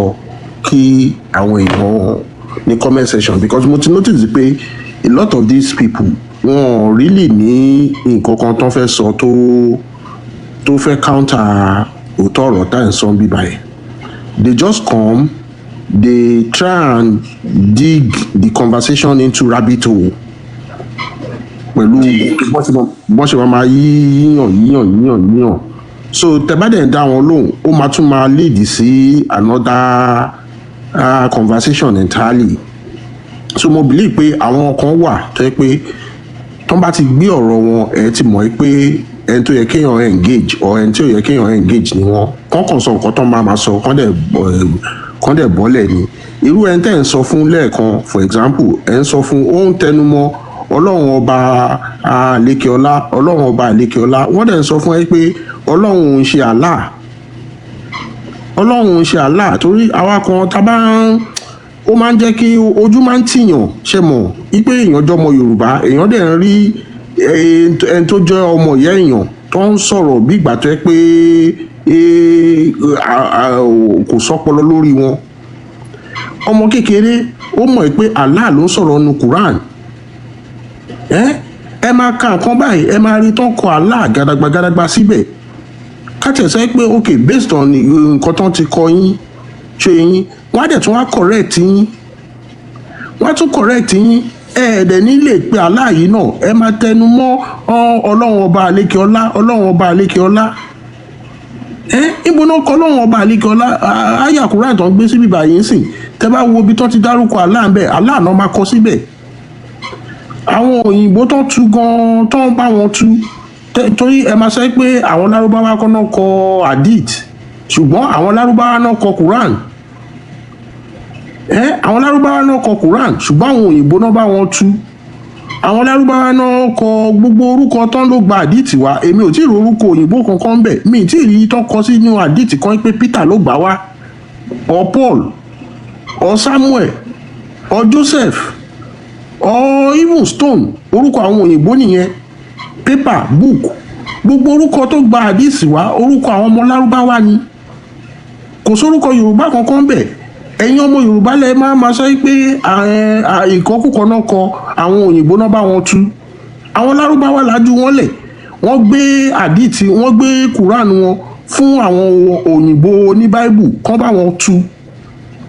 wọn sọ pé rọ ẹ má bá wa tú o àfẹ́ kéèyàn míì gbọ́ èdè tààlà àti sọ̀kalẹ̀ yẹn èdè lárúbáwá yẹn nìkan náà láfẹ́ kó wà wọ́n bá wọn tú wọ́n tún fi signature wọn síbẹ̀ àwọn òyìnbó tó tú wọn ṣàkọ síbẹ̀ pé àwọn làwọn gba ọ̀rọ̀ yẹn wá àwọn ọmọ Yorùbá èmi ń sọ o ṣe rí ní Nàìjíríà lè ní ìlanilójú yìí táwọn ms bàbá ń ṣe yìí ó ti jẹ́ kí afẹ́ tó bá ń tan rẹ̀ lókù àwa Yorùbá àwọn èèyàn wa ẹ má jẹ́ kí n sọ because àwọn ms bàbá wọn like ọ̀rọ̀ àwọn ọ̀rọ̀ míì tí máa ń sọ ń gbà míì bọ̀ ó tọ̀rọ̀ ni ọpọlọ àwọn èèyàn wa I don't know tó bá tiẹ̀ pèèyàn ní wèrè ṣé èèyàn yẹn náà kò ní wo orí ara ẹ̀ ni àwọn òyìnbó tó wá kó wa lẹ́rù yìí wọ́n rí i pé wọ́n pè wá wọ́n fi wá wé nǹkan tí ò ṣe kínní wọ́n gbé nǹkan kí nǹkan fún wa ṣé kò yẹ káà náà orí wa ni gbogbo èèyàn tó ń gbọ́ mi lẹ́yìn ẹ imagine kó yẹ pé àwọn alalọ kó àwọn òyìnbó lẹ́rú nígbà tó wá kó àwọn ancestor wa lẹ́rú ṣéyìn tán dẹ̀ tí wàá fi wálẹ̀ láti ìgbà tán ti fi wálẹ̀ tán ti lọ yẹn tó bá jẹ́ pé kó yẹ pé àwa la gbé ìṣe àṣà àti ṣe àwọn tiwa ká gbé fáwọn òyìnbó yẹn ṣẹ́gẹ̀t kó yẹ pé orúkọ wa náà ń jẹ́ mọ́ orúkọ wọn báwa ṣe ń ṣe tá à ń yọ orúkọ tiwa kúrò tá à ń forúkọ tiwọn sí kó yẹ pé àwọn ọmọ òyìnbó náà táwọn bàbá wọn bá ti bí wọn wọ́n sọ àwọn ọmọ wọn ní Adé Joseph Adé kìnnìkan ẹ ṣé bàbá mi Adéwálé Ànábì à ń kó ṣéyìn látìgbà tán ti wá lọ ṣe rò pé bá ṣe gbé láàrin àwọn òyìnbó ìta ṣe rí bọ́ ṣe ń ṣe bọ́ ṣe ń ronú bọ́ ṣe ń mú nǹkan tiwọn ṣe rò pé wọn ti ní yí padà ni wọ́n ti yí padà náà àwọn òtún ní kọ̀ntínú láti máa kọ́ àwọn ọmọ wọn ní ìranù táwa ń kọ́ àwọn ọmọ tiwa yìí wọ́n ti yí padà náà olórí burúkú ni gbogbo àwọn àfáà tó wá ń defend Islam bíbá yìí olórí burúkú ni wọ́n o olórí burúkú ẹ̀yin tẹ̀ ń gbọ́ tẹ̀sí tún máa dìmọ́ nǹkan tí ó kàn yín wọn ò dárúkọ yín nínú alukuran wọn ò dárúkọ yín nínú hadith wọn ò dárúkọ yín nínú tefsir wọn ò dárúkọ yín nínú subabu nuzul ká má tiẹ̀ rí tèmi bá rí adé kan ọlá ẹyọ kan nínú gbogbo ìwé Islam pátápátá máa change padà sí Islam because ìyẹn lásán ó ti sọ fún mi pé wọ́n dárúkọ wá ní ìwé yìí ó ṣeé ṣe kó yẹ pé ẹ̀sìn yìí kàn wá ṣùgbọ́n wọ́n dárúkọ wá ń bẹ̀ náà ẹdẹ wàá máa jiyàn ẹtún wàá máa èyí tó máa bí mi níjù tí mo wá fẹ́ sọ fáwọn ms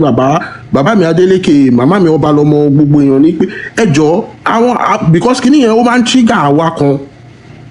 ó máa ń trigger àwa o unless ẹ bá máa pa comment section dáadáa ló kù because tó lórí burúkú kan tó bá sọ̀sọ́kùsọ̀ ń bíbà èmi máa gbé ṣépè o èmi máa gbé ṣépè ní comment section àwọn máa gbé wọn ṣépè ní comment section. ẹ ṣàánú ẹ má ṣe pé wọn máa lẹ́yìn díẹ̀ ní ẹjọ́ ẹ má ṣe pé fẹ́ni bọ̀dọ̀ ẹjọ́ ṣẹ́gbọ́.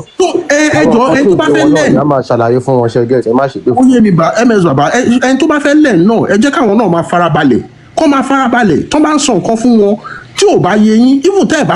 ẹ bá gbàgbọ́ ẹ sọ pé ẹ̀yin ò gbàgbọ́ ẹ máa lọ ṣèwádìí díẹ̀ sí i olórí búkú ẹ máa sọ pé ohun kí làwọn bàbá ti ń ṣe tó bá gbóòótọ́ fún yín torí pé wọ́n gbóòótọ́ fún yín ẹ máa sọ pé kí làwọn bàbá ti ń ṣe kí làwọn kìíní kankan ṣe ẹ máa wà bí wàá sọ orí burúkú yẹn o tẹ bá fẹ́ learn tẹ bá fẹ́ argue gan wọ́n ti pè yín sí debate wọ́n pè yín sí gbogbo ẹ̀ náà sọ fún yín ẹ lọ arrange debate arrange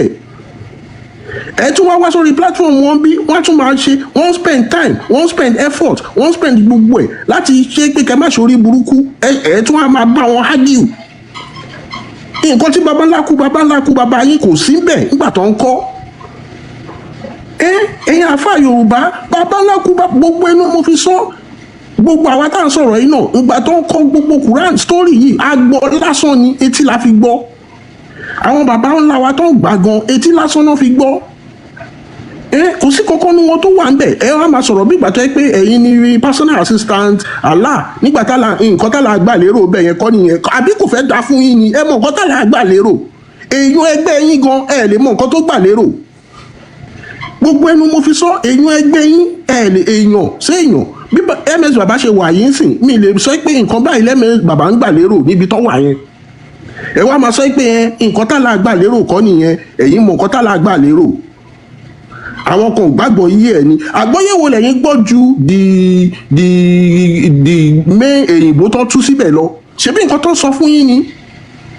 ṣebí ó etí lẹ fi gbọ́ náà ẹ̀ sí bẹ́ẹ̀ náà ìròyìn kankan ò ránà bí rí náà ẹ̀ sí bẹ́ẹ̀ nígbà táwọn bí fi wà láyé ẹ̀ mọ orí èèyàn tó ẹ̀ ní píṣọ ànábì gan ẹ̀yin olórí burúkú yìí ẹ̀ ní píṣọ ànábì wọ́n sọ fún yín ni wọ́n lẹ́sẹ̀ ní tẹ́ bá ní píṣọ ànábì kò sí mùsùlùmí kankan lé ayé tó lè jáde nínú yín tó lè sọ pé òun rí píṣọ ànábì rí ànábì ga ni o ó kúrú ni o ó gé lápá ni o mẹ̀kútúrú ni o àlùmájìrí ni o mọ̀. àwa ti rí ó yọ lẹ́yìn o. wọ́n fòkúta yọ lẹ́yìn ni náà ṣèbí àkàyẹ náà sítórì ni wọ́n fòkúta yọ lẹ́yìn ẹ̀yin Yorùbá mùsùlùmí ẹ ronú náà ẹ jọ̀ọ́ nítorí Ọlọ́run afọlọ́ọ̀bẹ̀yìn ẹ ronú náà gbogbo yín náà kú bẹ́ẹ̀ ṣe wà yín sìn bẹ́ẹ̀ ṣe Islam títí náà iná àwọn hellfire àwọn Christian lẹ́ ń lọ hellfire àwọn Christian lẹ́ ń lọ náà àbólórí burúkú lẹ́yìn bíbù yìí ni wọ́n tún bẹ̀yìn àwọn èèyàn ẹni ẹlẹ́ni wọ́n ní family tiwọn wọ́n ní gbogbo ẹ̀ àsìkò tó yẹ kó máa fi ṣe nǹkan gidi tó yẹ ká máa fi invent nǹkan ms baba máa ń sọ kíni yẹn gbogbo gbà ipe àsìkò tá a fi ń liberate ara wa yìí ló yẹ káwa Yorùbá ká máa fi invent nǹkan àsìkò tó yẹ ká máa fi wo invent nǹkan rèé náà lára fi ń spend àsìkò tó yẹ ká máa fi ṣe research ká máa gbogbo nǹkan táwọn ancestor wa filẹ̀ ordinary naming system lásán mo sọ gbogbo nǹkan tó wà nílẹ̀ Yorùbá àwa kọ́ la ṣe generation wa kọ́ ọkọ generation wa kọ́ ló ṣe aṣọ òkè generation wa kọ́ ló ṣe orúkọ tá à ń jẹ́ adé ọlá kìíní kan ojújú generation wa kọ́ ló ṣe kí ni nǹkan tí generation wa value wo la ti add sí ọ̀rọ̀ sí Yorùbá identity yìí a ní ìkankan a kàn tún kó bá identity yẹn ni gbogbo nǹkan tí ò sí ń bẹ̀ láti mú mọ́ gbogbo nǹkan tí ò sí bẹ̀ láti mú mọ́ náà àwọn tó ń gbé identity yìí fún wa tó ń bìkú ìtẹ̀lé wa lọ́wọ́ wọn ò ní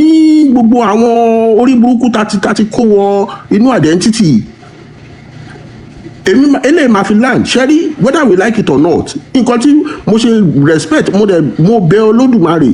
nǹkan tó máa fi jẹ́ kí àwọn MS bàbá kan tiẹ̀ stop mo tiẹ̀ jẹ́rìí náà wọ́n ní stop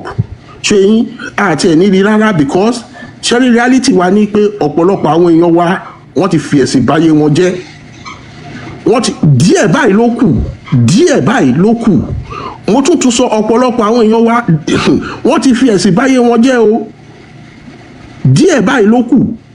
díẹ̀ báyìí tó yẹ kó fi take wa over tí ò bá ń ṣe pé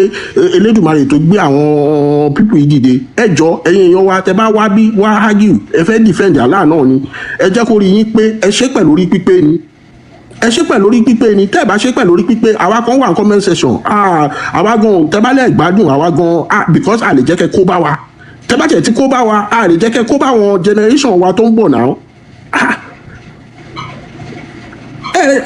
aṣáko ńlé ipe ká lè wá lè dá ká lè rí future filẹ̀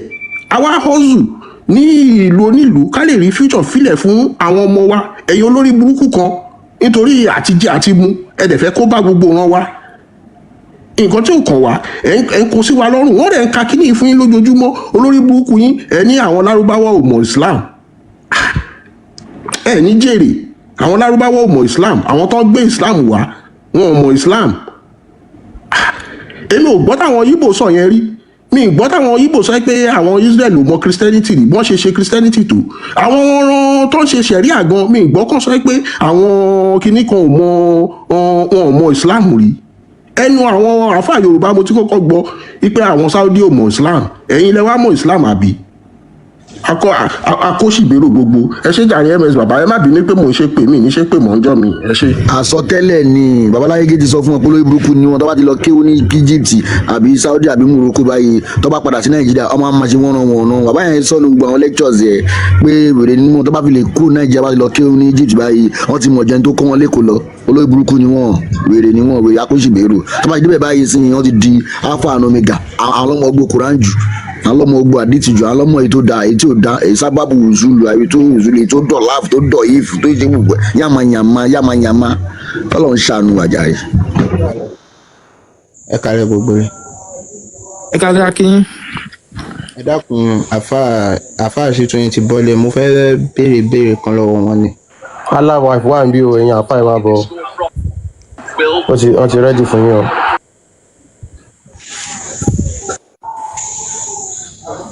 àfáà yìí ò sí bí báyìí so nǹkan tẹ́mi tiẹ̀ fẹ́ sọ nípa tó ní 30 months yẹ so. ẹ kálẹ̀. ẹ káàbọ̀. ẹ dákun ṣe àfáà lẹni tí mo bá sọ̀rọ̀. àfáà ò tí dé.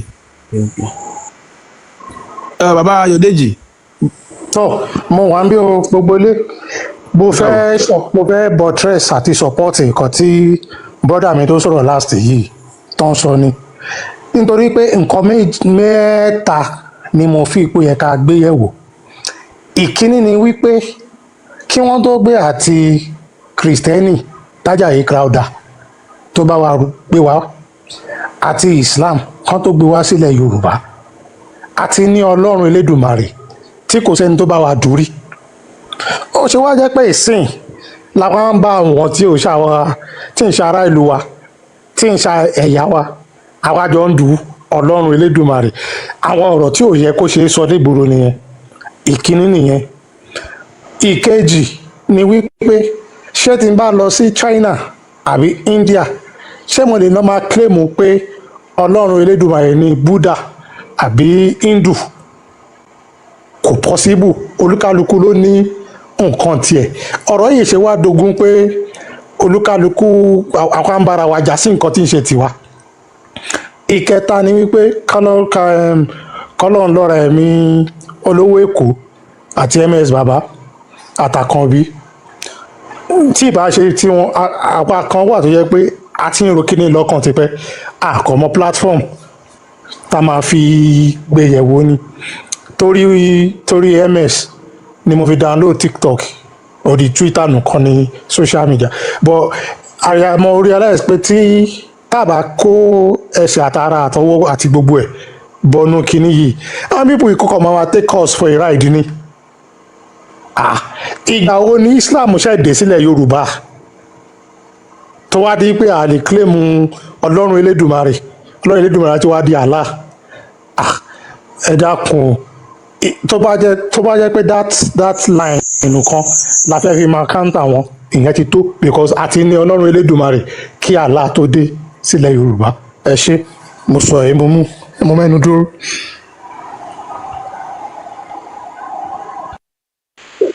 ó dàbí nípa àfàtì àfà Ibrahim ok Adam tó wà lókè Adam ẹ ó dọ̀nà ṣé Adam wà níbí bẹ̀ ok ṣe rí àwọn àlékún ẹ̀gbọ́n rẹ̀ ẹ̀kú ọ̀lẹ́sà èmi àáfà ni mí tẹ́lẹ̀ o bọ̀ nígbà tójú mi là ni mo já o. ẹ bá kafatia alhamdulillahi rabbil alamin arrahmanir rahim maliki yawmiddin iyyaka na'budu wa iyyaka nasta'in ihdina siratal mustaqim siratal ladzina an'amta alayhim ghayril maghdubi alayhim waladdallin amin. ṣẹ́rí tí mo fẹ́ fàyọ nínú gbọ̀rọ̀ tó wà lẹ́nu pé àwọn àáfà yẹn wọn ò wulẹ̀ fẹ́ jẹ́ ká mọ̀ ọ́tọ́ that's the game. So àwa tá a bá ti wá lọ kà á tá a bá ti gbàgbọ́ yé pẹ̀lú bó ṣe ń lọ ó yẹ káwa ti mọ̀ pé gbogbo nǹkan sọ fún wa scam ni. They are just there to discourage us from our own main religion. Àtọ̀dún yẹn tèmi ti understand gbogbo format yẹn àtọ̀dún yẹn lèmi ò ti ṣe mọ́. Though I was born from family Islam background but àtìgbà tèmi ti rí full evidence tí mo dẹ̀ ti rí òtítọ́ nínú alukuran wípé bó ló ṣe bẹ́ẹ̀ náà lè sọ pé Ọlọ́run bá kíní báyìí kí ló dé tọ́lọ́run bá tó wá sọ pé òun fẹ́ máa dán àwọn èèyàn wò for what are you deceiving people? Àwọn tẹ̀dẹ̀ pọ́nlé yìí wọn ò gbà yín láyè lọ́hùn nílùú wọn.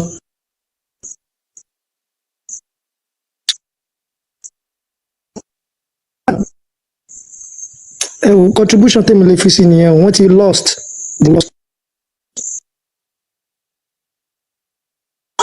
ẹ ṣe gan ẹ sọ pé àáfàá ní tẹ́lẹ̀. ẹ ṣe àdúpẹ́ bàbá Ibrahim ọdún wo lẹ mọ̀ pé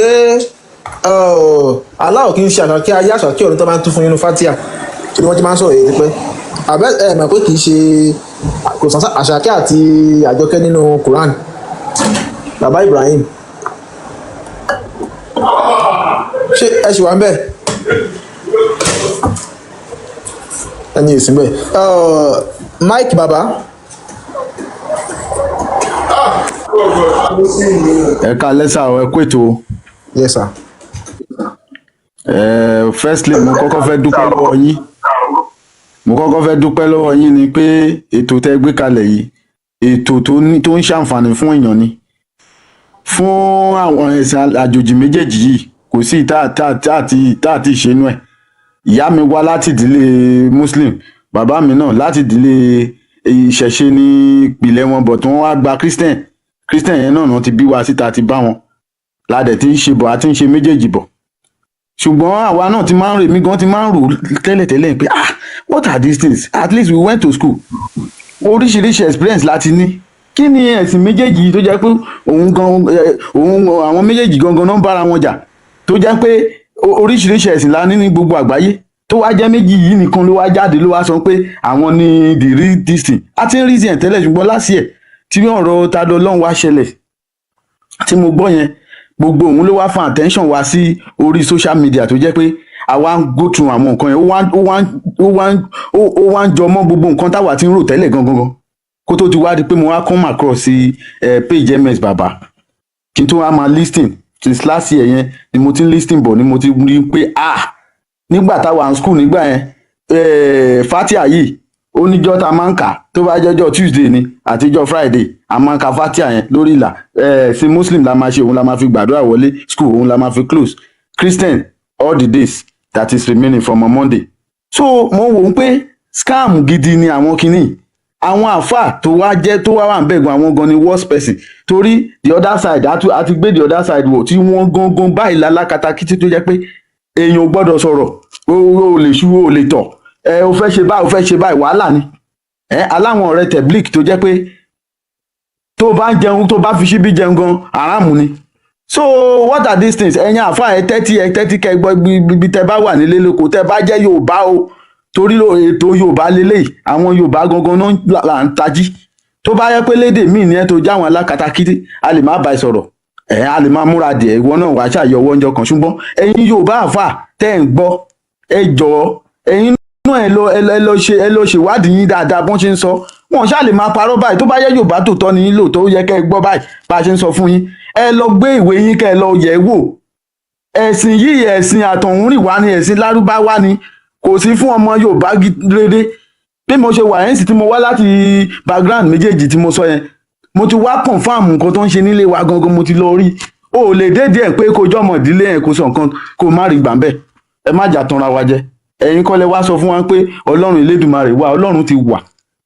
Ifá dẹ̀ ló wọ́n Ọlọ́run Ifá òun ló wọ́n Ọlọ́run tí ó wà ní ilẹ̀ wa ń bíbà so ẹ jọ̀ọ́ ẹ lọ find out ẹ má wò ó pé àwọn people yìí wọ́n deceive kọ́ lélẹ̀ ìwé yẹn wà lọ́wọ́ yín ẹ má tanra yín jẹ ẹ lọ kà dáadáa mo tún wá fẹ́ fàsìkò ìdúpẹ́ lọ́wọ́ gbogbo crew tó wà ní orí ètò yìí látòrí MS bàbá olówó èkó bàbá àkànbí ọlọ́ba alawife amadeleke ẹ̀dá gbogbo yín lọ́kùn ìjọ̀kan mi lè dárúkọ everybody tán torí pé inú wa ń dùn gan bẹ́ẹ̀ ṣe ń ṣètò Ọlọ́run á dẹ̀ máa ràn yín lọ́wọ́ lọ ni kò dẹ̀ ní bọ́ lọ́wọ́ yín àwọn àfáà yẹn àwọn náà máa give up ìwọ àfáà tó bá tún gbọ́ mi báyìí lo ọpọlọ ẹ gbéwèélẹ̀ tún gbélẹ̀ tún gbé wàá rí i pé gbogbo ẹ̀ rọ̀fọ̀ lásán ni gbogbo ẹ̀ láti yẹ̀wò so má tanra ẹ jẹ ẹ mú kí everybody ẹ máa bẹ́tò lọ ẹ ṣeun gan. Ayamadéleke ṣé mo lè sí nǹkan. ẹ go ahead. Alright ẹ ṣé gan mo kí gbogbo wa lẹ́ẹ̀kan sí mo kàn máa chip inú nǹkan kékeré tí kò ní gbà mí ní àsìkò rárá ẹ jẹ́ kí gbogbo wa ká jọ ronú nǹkan kékeré kan kákan tiẹ̀ reason logically láàrin 1 minute èmi àti let's assume pé èmi àti Ayamadéleke bàbá kan náà ló bí wa nígbà tí bàbá yìí wá tó fẹ́ sọ fún wa wípé kí a lọ sí ìlú ọ̀tọ̀ọ̀tọ̀ bàbá yìí wá ń sọ fún èmi wípé sọ fún wọn wípé báyìí ló ṣe rí o ìgbà tó dẹ̀ fẹ́ fi rán Ayamadéleke different message ni ó fún Ayamadéleke irú bàbá wo ni bàbá yẹn that is ó ń sọ wípé ẹ má bọ̀ Abẹ́òkúta ní ilé gbogbo wa o ní inú Abẹ́òkúta yìí dẹ̀ ní nǹkan méjì wà ń bẹ̀ nǹkan méjì yẹn nǹkan búburú ni o nǹkan rere ni ìkejì nínú ti búburú yẹn ẹ máa wà ń bẹ̀ títí ayérayé ní inú ti nǹkan rere yẹn ẹ máa jó ẹ máa yọ̀ ṣùgbọ́n ó sọ bàbá yẹn sọ bẹ́ẹ̀ fún Ayamadéleke ìgbà tó dẹ̀ fẹ́ fi rán èmi ó wá ń sọ fẹ́mi wípé nǹkan burúkú méjì ló wà ní Abẹ́òkúta yẹn o alákùn nǹkan rere bẹ̀ ẹ máa fẹ́ obìnrin nǹkan búburú bẹ̀ ẹ kàn máa gbàbẹ̀ kọjá ṣe mọ̀ wípé ó ti rán wa ní different message ó ti ń confuse àwọn èèyàn naturally bí ọ̀rọ̀ ẹ̀sìn ṣe jẹ́ nìyẹn àwọn ẹ̀sìn méjì wá láti bọ́dì kan ọ̀tọ̀ọ̀tọ̀ ní nǹkan táwọn méjèèjì preach ìkan preach wípé ní ọ̀run o a máa jó a máa yọ̀ a máa wà ní aṣọ funfun a máa enjoy ara wa ó dẹ̀ sọ wípé ibi ìyà tó wà ń bẹ̀ ni wípé ìparun ayérayé ni níbi tí iná sùfúrù ti ń jó tí ò ní sí pé bóyá pé ìgbàlà kankan máa jáde ṣùgbọ́n ẹ̀sìn kejì dé ó ní wípé rárá o ní inú ọ̀run rere yẹn a máa lọ dóbò ń bẹ̀ ni ẹ má bínú pé mo lò rọ̀ like that ó ní a máa lọ fẹ́ obìnrin a máa lọ ṣe nǹkan báyìí ṣùgbọ́n ó tún sọ jẹ́bi wípé bí apá lọ́wọ́ à ń bẹ a máa mutí ni ó wá ní inú ọ̀run burúkú yẹn kò wá buttress ẹ̀ ó kàn náà máa gbàbẹ̀ kọjá àwọn kan máa jóná náà tá a bá gbé sí làákàyè á mọ̀ wípé nǹkan kan wà tó ń twist ọpọlọ wa láàrin yẹn èmi ò ní kẹ́ni ẹ rí pé mi ò dárúkọ ẹ̀sìn o nǹkan kan wà tó ń twist ọpọlọ wa láàrin yẹn ṣé wọ́n ń try láti lè pè wá sí ibi tó dáa ni àbí wọ́n ń try láti lè confuse wa àbọ̀ ń convince wa wọ́n convince wa wọ́n confuse wa ni nítorí pé a máa wọ́n wò pé why tó fi jẹ́ pé the same person yìí náà ni níbi tó tún fọ́ nìdé ẹ̀sìn kan wà tó jẹ́ pé bàbá tó rán èmi àti Adélékè yẹn ó ń jẹ́ kó máa yọ pé bàbá yẹn ò gbédè mi èdè kan ṣó la lè fi bá sọ̀rọ̀ ṣùgbọ́n bàbá tó rán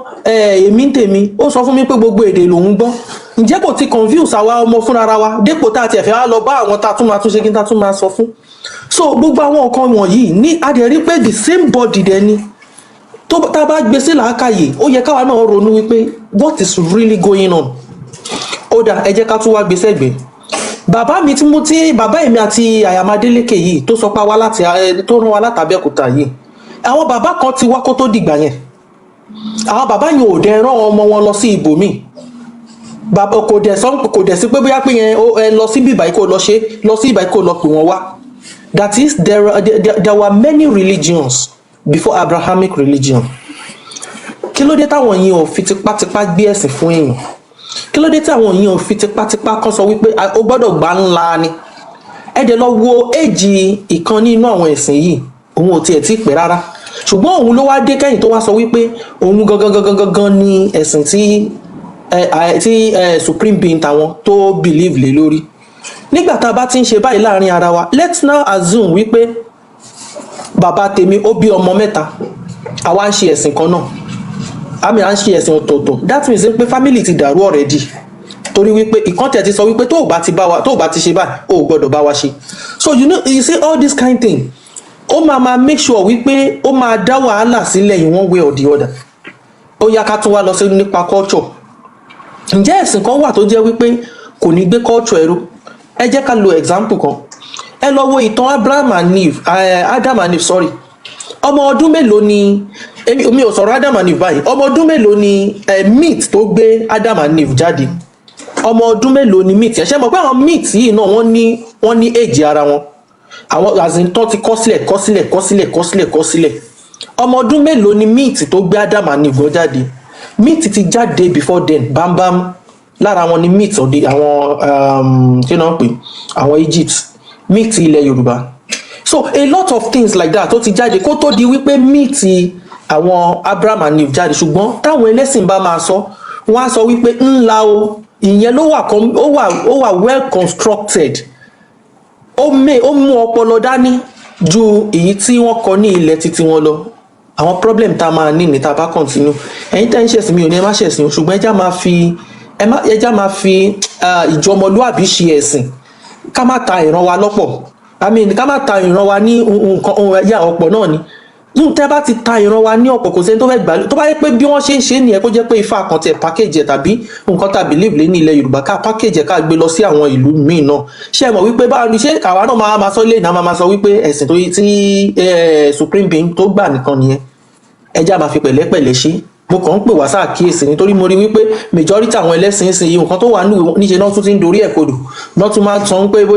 bẹ́ẹ̀ kọ́ ló ṣe rí tẹ́ bá dẹ̀ tún lọ wò ó tó bá jẹ́ wípé lóòótọ́ àwọn ẹ̀sìn yìí la gbọ́dọ̀ ṣe ká tó lè rí ọ̀run kankan wọ̀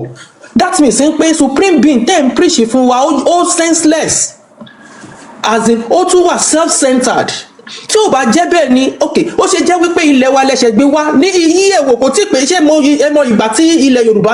tó ti wà ní kí ló dé tó jẹ́ pé nǹkan tẹ́ gbé wá ò tí ì tó 1000 years does that mean pé àwa gan fúnra wa àti ìtó yẹn kí ló dé tó jẹ́ pé bòmíì ilẹ̀ ti lọ yan àwọn èèyàn wá kó ṣẹ̀ṣẹ̀ wá gbé kinní yẹn wá bá wa lọ́dọ̀ tiwa àwọn bàbá wa tó ti kú kán tó gbé wá ń kọ́ ibo náà ń lọ ẹ wo ẹ má jẹ́ gbà wá ní àsìkò ẹ má bínú ẹni tó yẹ ọ̀rọ̀ bá tabà ẹ má fi ṣèbínú o ẹ ṣé.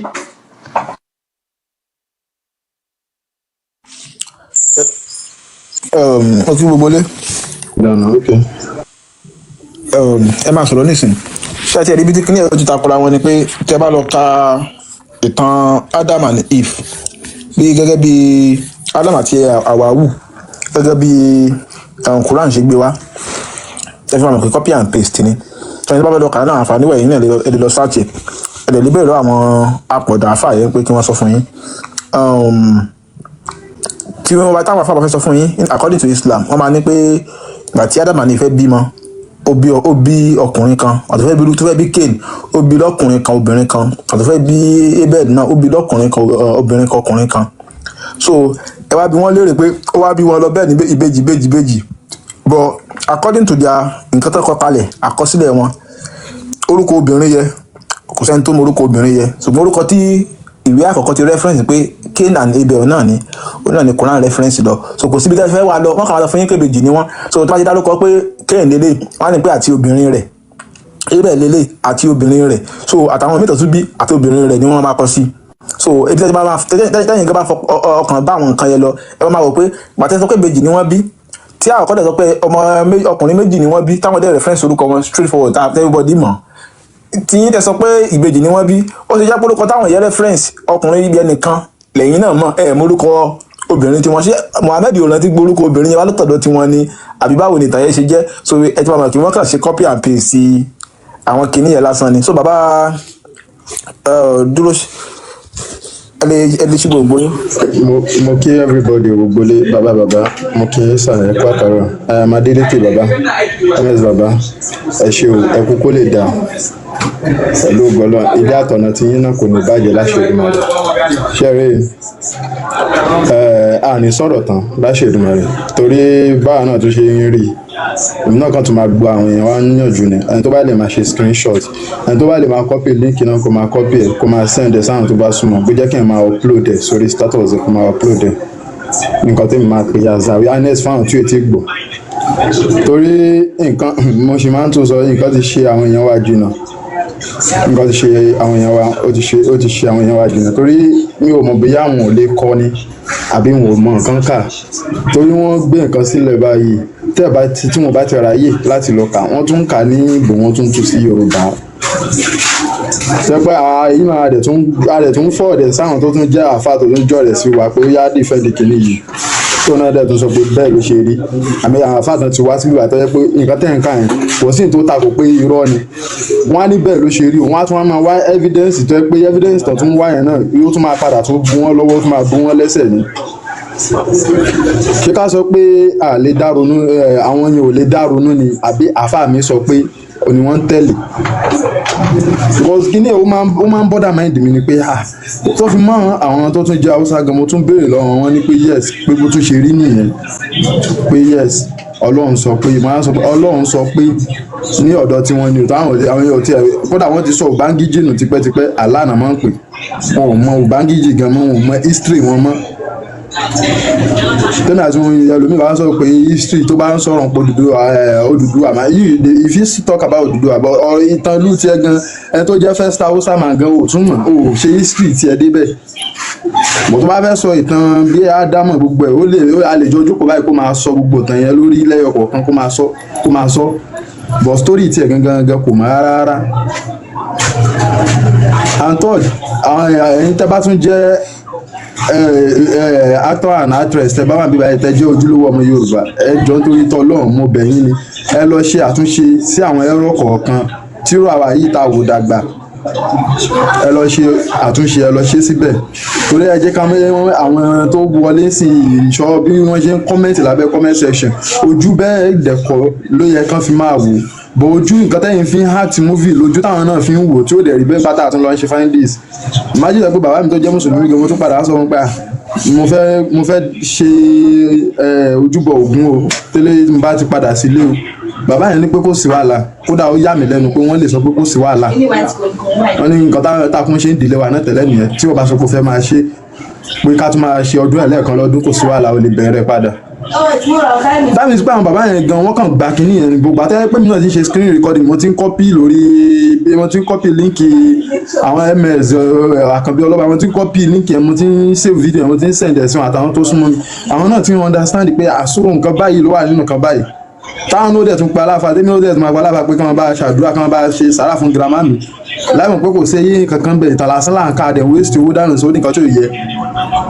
ẹ jẹ́ ká pé ọ̀dọ̀fin ara wa padà àwa tá a ní orí pípé la mọ̀ pé Ọlọ́run kọ́ ló ń sọ̀rọ̀ nínú ìwé àwọn tó rí wọ́n sì dọ́ta àwọn ló sì ń rò pé Ọlọ́run ló ń sọ̀rọ̀ bẹ́ẹ̀ yẹn àwa tá a jẹ́ ojúlówó Yorùbá tẹ́ pé wọ́n kọ́ wa àwa náà tún túnra wa kọ́ wọ́n bí wa adẹ̀ túnra wa bí adẹ̀ bá ìwà tó jẹ́ ìwà burú kankan nínú history wa pé nǹkan báyìí àwọn bàbá wa tán bá ṣe nǹkan gan wọ́n fi ń dá ọlá ni wọn ò ṣe é ṣe pé Ọlọ́run ló rán àwọn